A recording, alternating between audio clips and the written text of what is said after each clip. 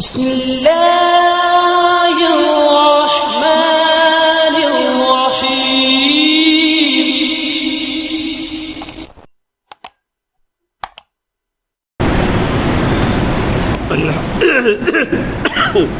الحمد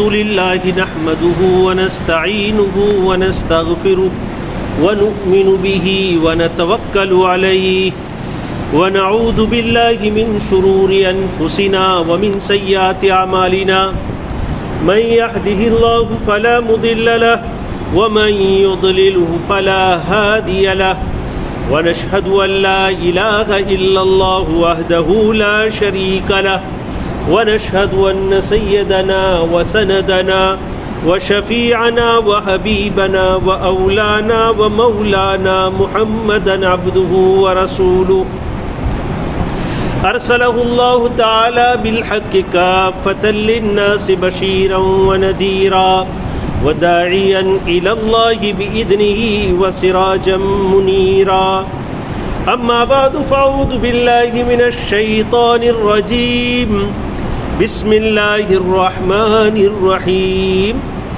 إنا أنزلناه في ليلة القدر وما أدراك ما ليلة القدر ليلة القدر خير من 1000 شهر تنزل الملائكة والروح فيها بإذن ربهم من كل أمر سلام هي حتى مطلع الفجر.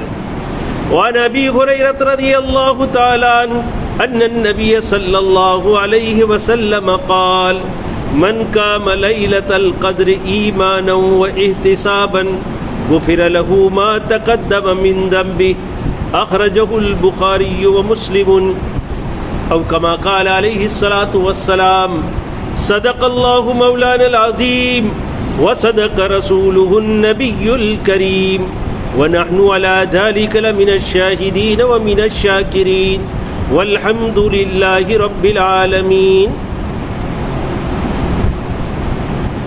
محترم سامعین کرام، اس وقت ہم نے قرآن کریم کی ایک مختصر سی سورت شریفہ اور ایک مختصر سی حدیث شریف عرض کی ہے. سورت شریفہ میں اللہ تعالیٰ شانہ ارشاد فرماتے ہیں انا انزلناہ فی لیلۃ القدر، کہ ہم نے اس کو سے مراد ہے قرآن کریم کو لیلۃ القدر میں نازل فرمایا. وما ادراک ما لیلۃ القدر، اور آپ کو کیا معلوم کہ لیلۃ القدر کیا ہے. لیلۃ القدر خیر من 1000 شہر، کہ لیلۃ القدر 1000 مہینوں سے زیادہ بہتر ہے. تنزل الملائکۃ والروح فیہا بإذن ربہم من کل امر، اس میں فرشتے اترتے ہیں اور روح الامین یعنی حضرت جبریل علیہ السلام کا نزول ہوتا ہے اللہ تعالیٰ کی اجازت اور اس کے حکم سے ہر قسم کے احکام اور اوامر کو لے کر. سلام ہی حتی مطلع الفجر، اور یہ رات پوری سلامتی ہے یہاں تک کہ صبح طلوع ہو جائے، صبح ہونے تک یہ رات سلامت ہی سلامت ہے.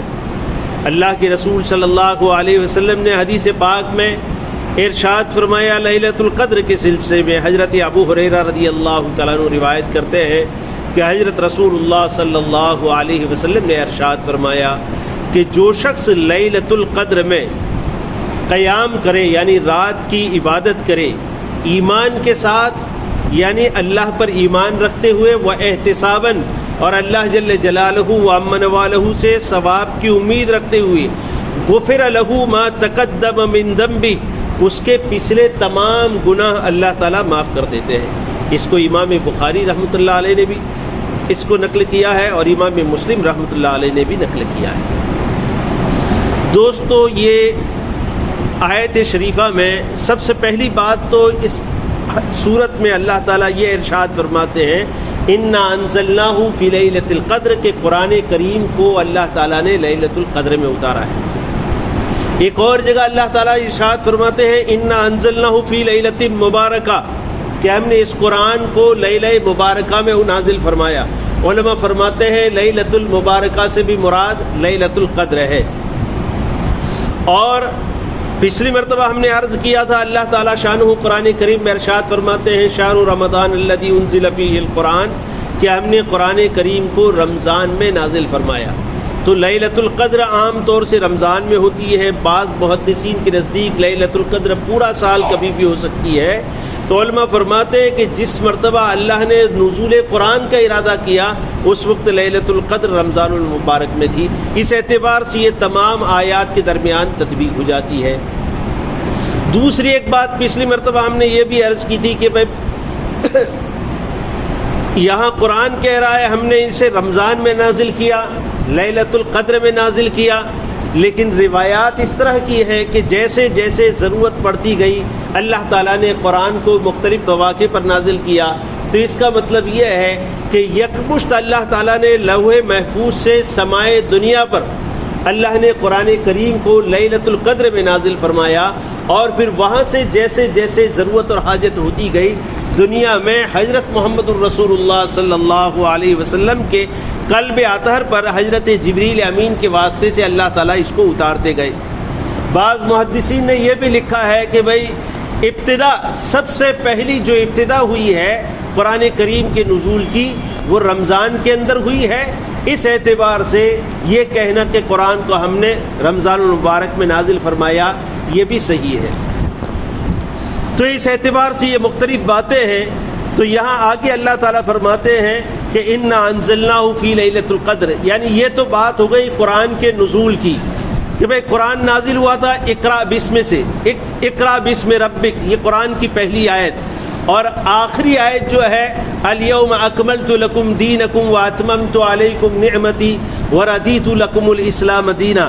اس اعتبار سے قرآن کریم تقریباً 23 سال کے عرصے میں نازل ہوا ہے، لیکن یکمشت اللہ تعالیٰ نے لوح محفوظ سے سمائے دنیا پر لیلۃ القدر کے اندر اللہ تعالیٰ نے نازل فرمایا۔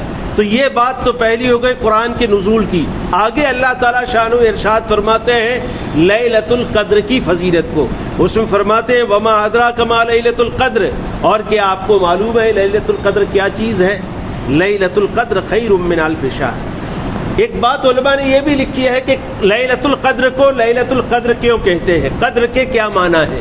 قدر کے معنی ایک تو ہے قدر و منزلت، کسی کی عظمت، کسی کی تعظیم، اس کو بھی قدر کہتے ہیں کہ فلاں صاحب آئے ہمارے یہاں، ہم نے ان کی قدر کی، ہم نے ان کا احترام کیا، تو یہ بڑی عظمت والی رات ہے، اس اعتبار سے بھی اس کو لیلۃ القدر کہتے ہیں۔ دوسری بات ہے قدر سے مراد یہ ہے کہ اللہ تعالیٰ شانہ اس رات میں مخلوقات کی تقدیر کو متعین کرتے ہیں، اس اعتبار سے بھی یہ لیلۃ القدر کہی جاتی ہے۔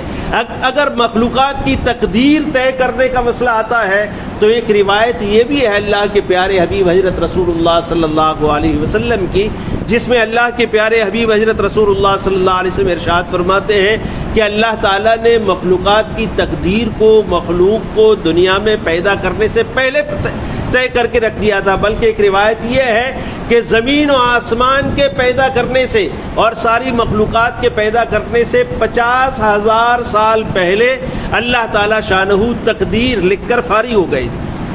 تو پھر یہاں اس رات میں تقدیر طے کرنے کا مسئلہ یہ کیا ہے؟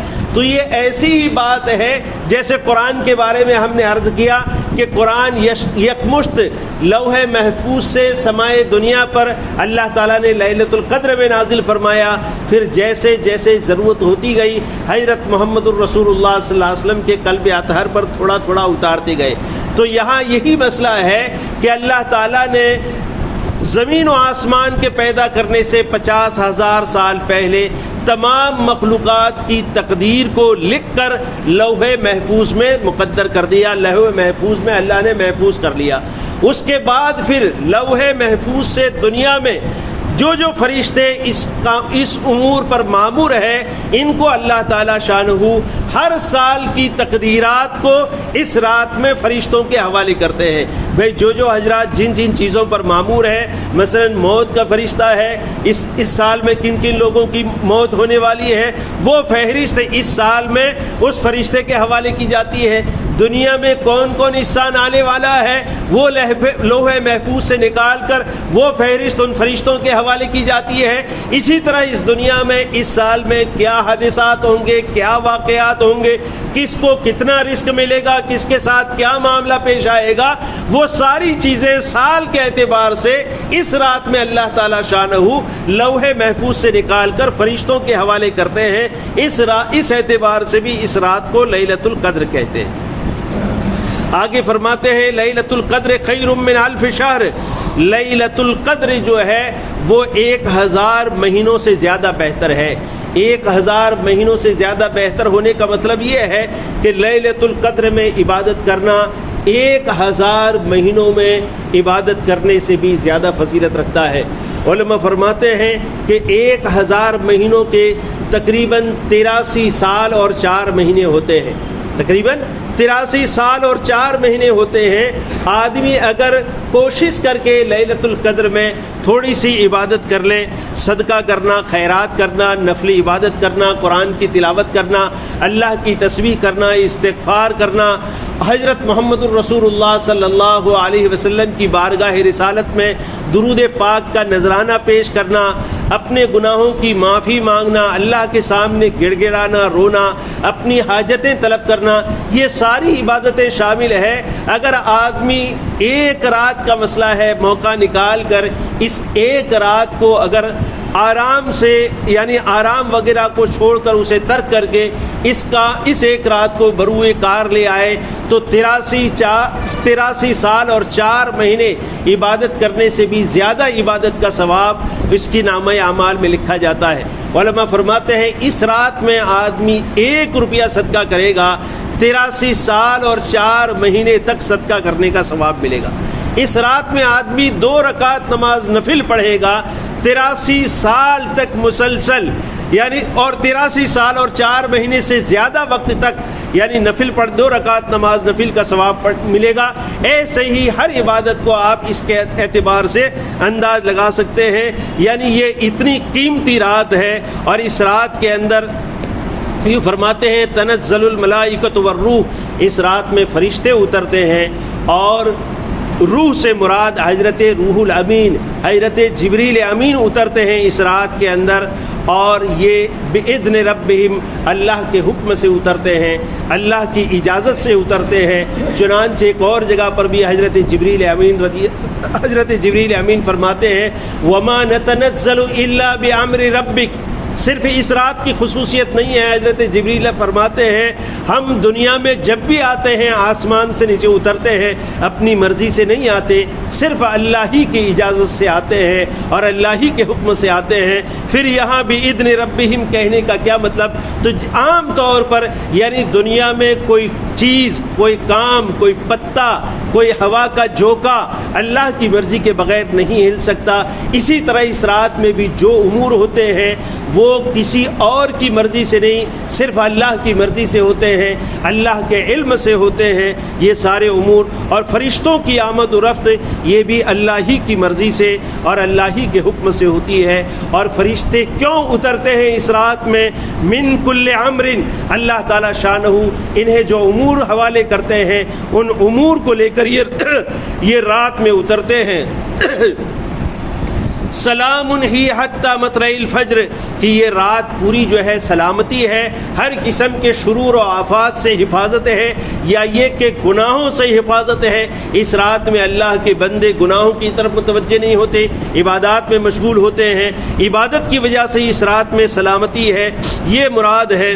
اسی طریقے سے اور یہ رات جو ہے وہ صبح تک یعنی طلوع فجر تک، ابتدا سے لے کر یعنی غروب آفتاب سے لے کر طلوع فجر تک یہ برکات، یہ رحمتوں اور یہ سلامتی کا سلسلہ اس رات میں چلتا رہتا ہے۔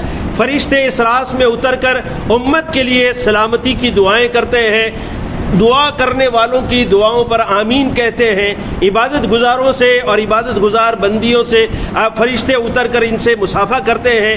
یہ سارے کام ان راتوں کے اندر کرتے ہیں۔ اب یہ رات کب ہوتی ہے؟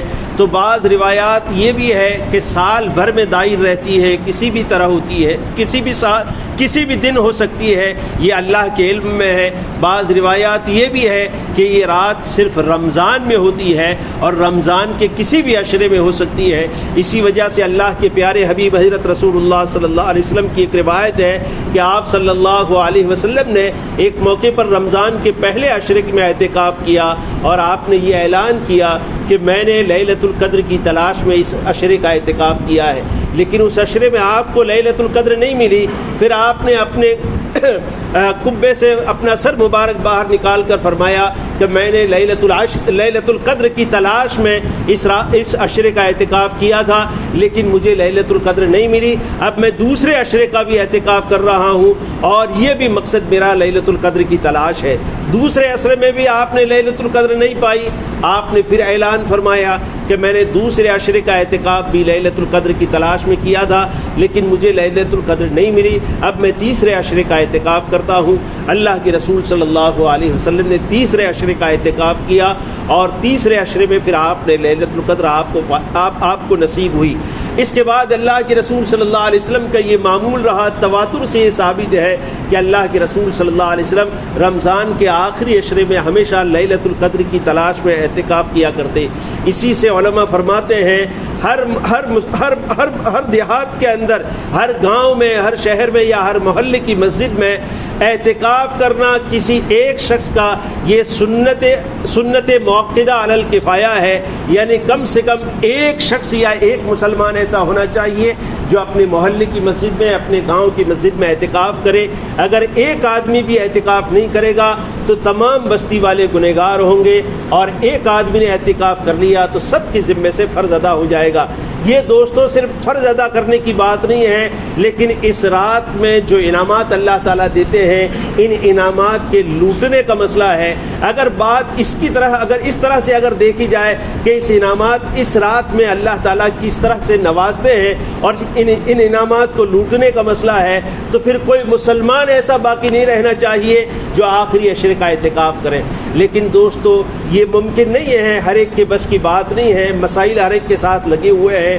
تو اس وجہ سے یعنی کوشش یہ کرنی چاہیے کہ زیادہ سے زیادہ اس آخری عشرے میں کوشش پہلے نمبر کی یہ ہو کہ اعتکاف کریں، اور اگر یہ ممکن نہ ہو تو کم سے کم یہ رات کی جو آخری عشرے کی راتوں کی جو عبادتیں ہیں ان عبادتوں میں اہتمام کرنا چاہیے۔ حضرت عائشہ رضی اللہ تعالیٰ عنہ فرماتی ہے کہ اللہ کے پیارے حبیب حضرت رسول اللہ صلی اللہ علیہ وسلم کا معمول یہ تھا آخری عشرے میں کہ اپنی ایزار کو مضبوط باندھ لیتے تھے، یعنی مضبوط ایزار کو مضبوط باندھنا، اس سے مراد عبادت میں کوشش کرنا ہے۔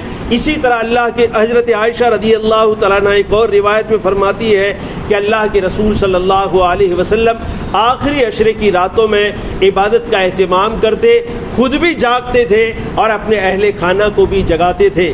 اور اس بارے میں اب یہ مختلف علماء کے اقوال ہے اس سلسلے کے اندر۔ ایک قول یہ ہے کہ یہ رات جو ہے 27ویں کو ہوتی ہے۔ علماء فرماتے ہیں قرآن کریم میں اللہ تعالیٰ شانہ نے ارشاد فرمایا انا انزلناہ فی لیلۃ القدر وما ادراک ما لیلۃ القدر لیلۃ القدر خیر من الف شہر۔ یہ لیلۃ القدر جو لفظ ہے اس کے 9 حرف ہے اور 3 مرتبہ اللہ نے اس کو دہرایا ہے، وما ادراک ما لیلۃ القدر لیلۃ القدر خیر من الف شہر۔ 9 کو 3 کے ساتھ اگر ضرب دیتے ہیں تو 27 ہوتا ہے۔ اس اعتبار سے علماء فرماتے ہیں کہ یہ 27ویں رات ہے۔ احادیث میں اللہ کے پیارے حبیب حضرت رسول اللہ صلی اللہ علیہ وسلم کے اور بھی اقوال ہیں۔ اللہ کے رسول صلی اللہ علیہ وسلم ایک روایت میں ارشاد فرماتے ہیں کہ لیلۃ القدر کو طاق راتوں میں تلاش کرو، یعنی ایک ہی سنکھیا کی راتوں میں تلاش کرو۔ ایک روایت میں صاف طور پر اللہ کے رسول صلی اللہ علیہ وسلم نے ارشاد فرمایا اس رات کو 21ویں 23ویں 25ویں 27ویں اور 29ویں رات میں تلاش کرو۔ تو یہ مختلف راتوں میں ہو سکتی ہے، اس کی بہت سی علامات بھی علماء نے لکھی ہے۔ خیر آدمی کوشش یہ کرے کہ اعتکاف کرے، اعتکاف نہیں کر سکتا تو کم سے کم یہ آخری 10 راتیں رات کر اور اللہ کے سامنے عبادات میں گزار دے، اور یہ بھی نہیں کر سکتا تو کم سے کم آخری کوشش یہ ہونی چاہیے کہ یہ آخری 10 راتوں میں لغویات سے اور گناہوں سے آدمی بچ جائے۔ اللہ تعالیٰ شانہ ہمیں کہنے سننے سے زیادہ عمل کی توفیق عطا فرماوے۔ وآخر دعوانا ان الحمد للہ رب العالمین۔